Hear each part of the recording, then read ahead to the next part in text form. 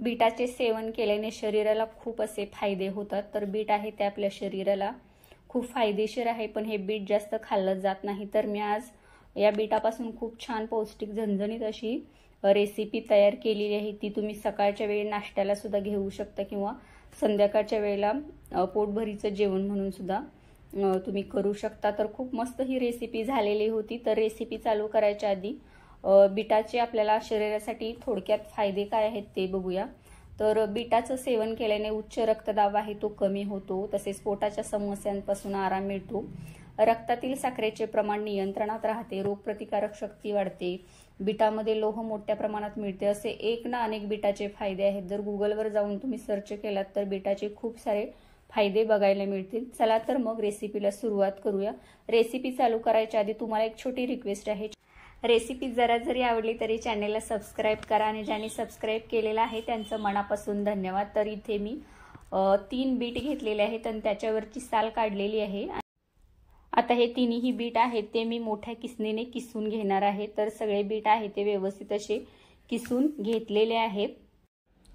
या बीटापासून आपल्याला पौष्टिक आणि झणझणीत असे पराठे बनवायचे आहेत। तर ते खूप चविष्ट होणार आहेत, कारण आपण याच्यामध्ये आता वेगवेगळी अशी पीठ वापरणार आहोत। तर गव्हाचं पीठ घेतलेलं आहे 1 वाटी, तर त्याच वाटीने अर्धी वाटी चणा डाळीचं पीठ घेतलेलं आहे, अर्धा वाटी ज्वारीचं पीठ घेतलेलं आहे, तर अर्धी वाटी बाजरीचं पीठ घालायचं आहे।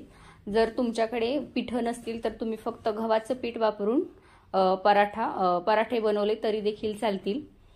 तर 1 चमचा जिरे घातलेले आहेत, पाव चमचा हिंग घातलेला आहे,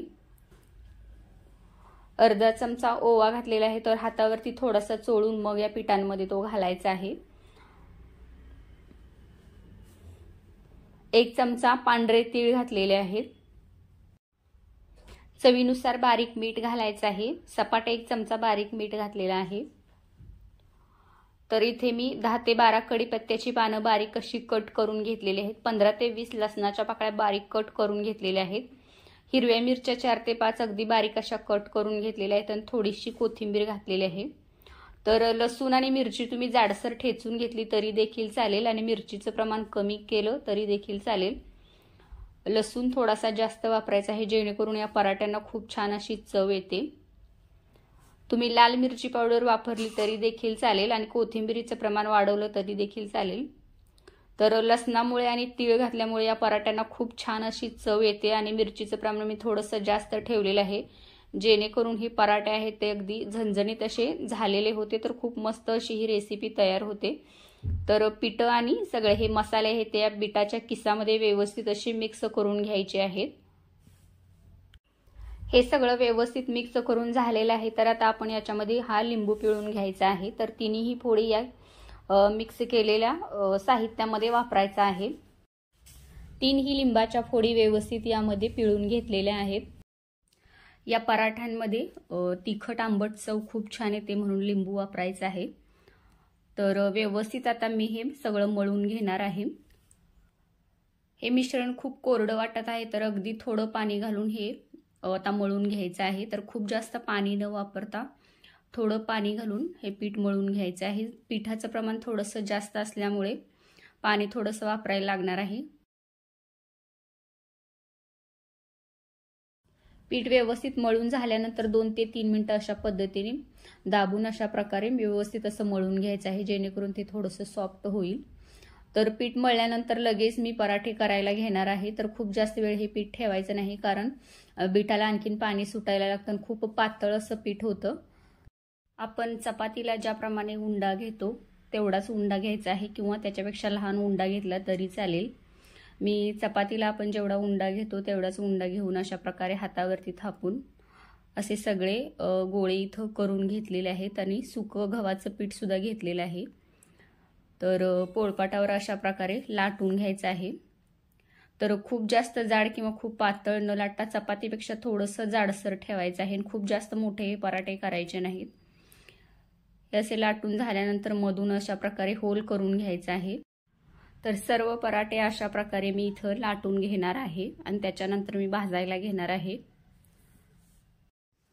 पराठे लाटल्यानंतर मी या ताटामध्ये पराठे ठेवलेले आहेत। तर त्याआधी मी या ताटाला तेल लावून घेतलेलं होतं। त्याच्यानंतरच हे पराठे आहेत या ताटामध्ये ठेवलेले आहेत।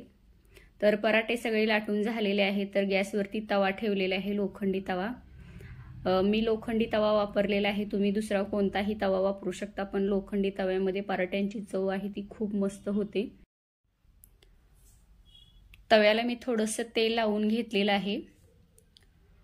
तर तवा चांगला गरम झाल्यानंतर आपण याच्यामध्ये आता पराठे घालायचे आहेत। तवा चांगला गरम झालेला आहे, तर गॅसची आच मी मध्यम केलेली आहे। तर एक पराठा या तव्यामध्ये मी टाकलेला आहे। पराठ्यावरती एक ताट झाकून ठेवायचं आहे आणि मध्यम आचेवरती पराठा आहे तो एका बाजूने व्यवस्थित असा भाजून घ्यायचा आहे। जवळजवळ 1 ते 1.5 मिनिटानंतर या पराठ्यावरचं मी ताट काढलेलं आहे। तर पराठा आहे तो पलटवून घेऊया। तर मध्यम आचेवरती असा वेळ देऊन पराठे भाजले की खूप छान होतात, चवीला अगदी मस्त लागतात। तर आपण या पराठ्यामध्ये वेगवेगळी पीठं घातलेली आहेत, तर ती सुद्धा व्यवस्थित अशी भाजून निघतात। तर मोठ्या गॅसवर पराठा अजिबात भाजायचा नाही, तर त्याची चव आहे ती वेगळीच लागते। पण अशा प्रकारे मध्यम आचेवरती पराठा 2.5 ते 3 मिनिटं दोन्ही बाजूनी भाजून घेतला की खूप मस्त लागतो, अगदी खमंग असे हे पराठे तयार होतात। तर दोन्ही बाजूनी मी व्यवस्थित पराठा मध्यम आचेवरती भाजून घेतलेला आहे। तर अशा प्रकारे सर्व पराठे मी भाजून घेणार आहे। तर मी तुम्हाला आधी सांगितलं होतं की पराठे सगळे आहेत ते एकदम मी लाटून घेतलेले आहेत। तर तुम्ही काय करायचं आहे, पराठे एकदम लाटून न घेता एक एक पराठा लाटेल तसं भाजून घ्यायचं आहे। तर असं करण्याचं कारण म्हणजे पराठे आहेत ते एकमेकाला चिकटून बसतात, कारण मी सुरुवातीचे 7-8 पराठे पटकन निघत होते ताटातून, नंतरचे 2-3 आहेत ते चिकटून बसलेले होते। म्हणून पराठे आहेत ते लाटल्यानंतर लगेच भाजायला घ्या, जेणेकरून ते चिकटून बसणार नाहीत। पराठा आपला भाजत आलेलाच आहे। 2.5 ते 3 मिनिटं मध्यम आचेवरती हा पराठा व्यवस्थित असा भाजून घेतलेला आहे, जेणेकरून पिठांचा कच्चेपणा आहे तो पूर्णतः निघून जातो किंवा बीट आहे तेही कच्चं राहत नाही। तर अशा प्रकारे मध्यम आचेवरती सर्व पराठे मी इथं भाजून घेणार आहे।